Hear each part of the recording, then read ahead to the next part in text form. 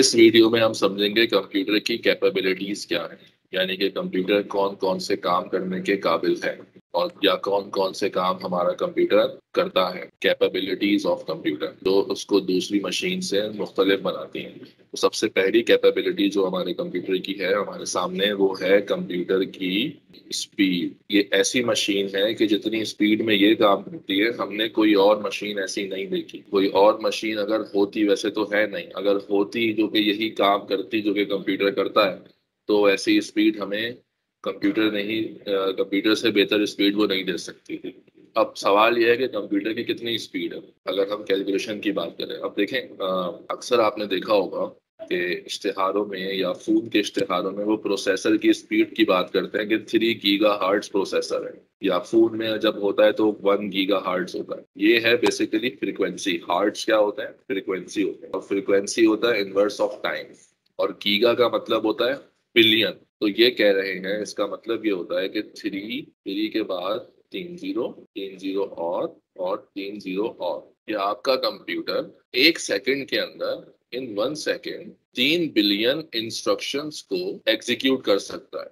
यानी कि अगर आप 2+3 इस तरह के सिंपल एडिशन के सवाल आप देंगे कंप्यूटर को, कितने देंगे? 3 अरब सवाल देंगे अगर आप, तो वो करने में उससे कितना टाइम लगेगा? 1 सेकंड लगेगा जी। तो ये स्पीड है हमारे कंप्यूटर की। स्पीड को हम फ्रिक्वेंसी जो है वो फ्रिक्वेंसी होती है इनवर्स ऑफ टाइम, 1/टाइम। तो ये जो फ्रिक्वेंसी है 3 गीगा हर्ट्ज, ये निकलती है इस फॉर्मूले के जरिए से। टी यहाँ चले जाता है, एफ यहाँ आ जाता है, तो हम टाइम में कन्वर्ट कर लेंगे इसे। तो 3 गीगा हर्ट्ज की फ्रिक्वेंसी हमारे पास ये नॉर्मल कंप्यूटर्स में है जो कि हमारे लिए अवेलेबल है। फिर जो सुपर कंप्यूटर्स होते हैं उनकी कितनी स्पीड होती होगी, वो फिर ये टेरा में जाती है, टेरा हर्ट्ज में जाती है, यानी कि 3 जीरो आप और लगा दें। जो दूसरी कैपेबिलिटी है कंप्यूटर की, वो ये है कि कंप्यूटर रेपिटेशन करता है। ये तो बेसिकली आपके हर मशीन की होती है, रेपिटेशन के टास्क को रिपीट करते रहना। जैसे पंखा है वो घूमे ही जा रहा है, या कोई और मशीन है वो चले ही जा रही है, व्हील है वो घूमे ही जा रहा है। तो ये रिपीटिशन, रिपीट करना, और फिर नो टायर्डनेस और नो बोर्डम, वो एक जैसा काम करने में ना होगी। मतलब मैं आपको, अगर कोई आपको टीचर दे बोले भाई 100 सवाल है मैथ्स के, ये 100 सवाल घर से करके लेकर आना, आपके लिए आप बोर हो जाएंगे, थक जाएंगे, आपसे हो नहीं पाएंगे एक दिन के अंदर। लेकिन यही 100 सवाल अगर कंप्यूटर से करवाए जाए तो ना तो वो थकेगा ना वो बोर होगा, क्योंकि वो मशीन है, उसका काम ही रिपीटेडली टास्क को कंप्लीट करना है। अब हमने दो बातें कर ली। हमने बात कर ली कंप्यूटर की स्पीड की, और दूसरी बात कर ली हमने कंप्यूटर की रेपिटेशन की, कि कंप्यूटर इतनी तेजी के साथ इतना सारा सारा काम कर सकता है, तो भाई गलतियां तो होती होंगी। लेकिन नहीं, नो, नो मिस्टेक्स। कंप्यूटर कोई भी गलती नहीं करता, बल्कि उसकी अगली कैपेबिलिटी है एक्यूरेसी। कंप्यूटर तमाम काम एक परफेक्ट एक्यूरेसी के साथ करता है।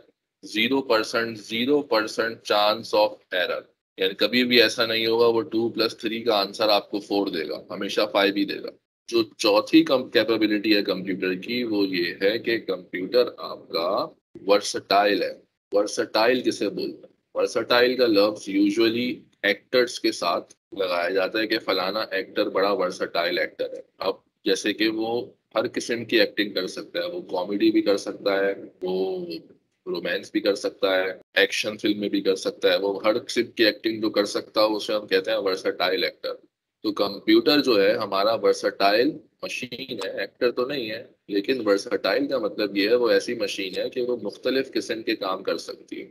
अब वो मुख्तलिफ किस्म के काम क्या है?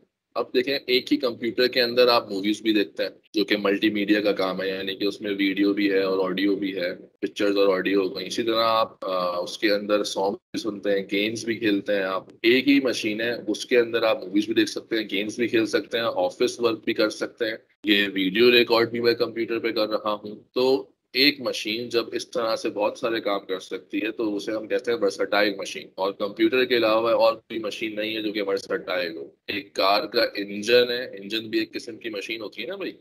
इंजन का काम क्या है? पावर देना ही है। वो पावर वो ट्रेन को दे, या गाड़ी को दे, या एरोप्लेन को दे, वो अलग बात है। तो इंजन एक वर्सटाइल मशीन नहीं है। समझ रहे हैं आप बात को? इंजन एक वर्सटाइल मशीन नहीं है। जबकि कंप्यूटर एक वर्सटाइल मशीन। तो हमने कितनी कैपेबिलिटीज पढ़ी? हमने पढ़ा कंप्यूटर की स्पीड, हमने पढ़ा कंप्यूटर की रेपिटेशंस। रेपिटेशंस के बहुत सारे नाम हो सकते हैं, इसको आप कह सकते हैं डिलीजेंस भी कह सकते हैं कि वो थकता नहीं है, ठीक है ना। और तीसरी हमने पढ़ी एक्यूरेसी, और चौथी हमने पढ़ी वर्सटैलिटी। इसके अलावा भी हो सकती हैं, आप इसके अंदर कैपेबिलिटीज के अंदर कुछ कैरेक्टरिस्टिक्स भी लिख सकते हैं। जैसे कि हमने वहां लिखा था कि वो ऑटोमेटिक है, कैरेक्टरिस्टिक, तो ये भी उसी कैपेबिलिटी में आ सकता है। वहां हमने लिखा था कि वो इलेक्ट्रॉनिक मशीन है, ये भी हम लिख सकते हैं कैपेबिलिटी के अंदर ही। वहां हमने लिखा था कि उसके अंदर मेमोरी है,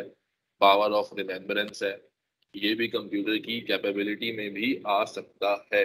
और जो लॉजिकल ऑपरेशंस को परफॉर्म करने वाली सलाहियत थी, ये वाला पॉइंट भी आपकी कैपेबिलिटी के अंदर आ सकता है। यानी कि कैरेक्टरिस्टिक और कैपेबिलिटी, ये दोनों काफी मिलते जुलते टॉपिक हैं, दोनों को मिला के भी हम समझ सकते हैं।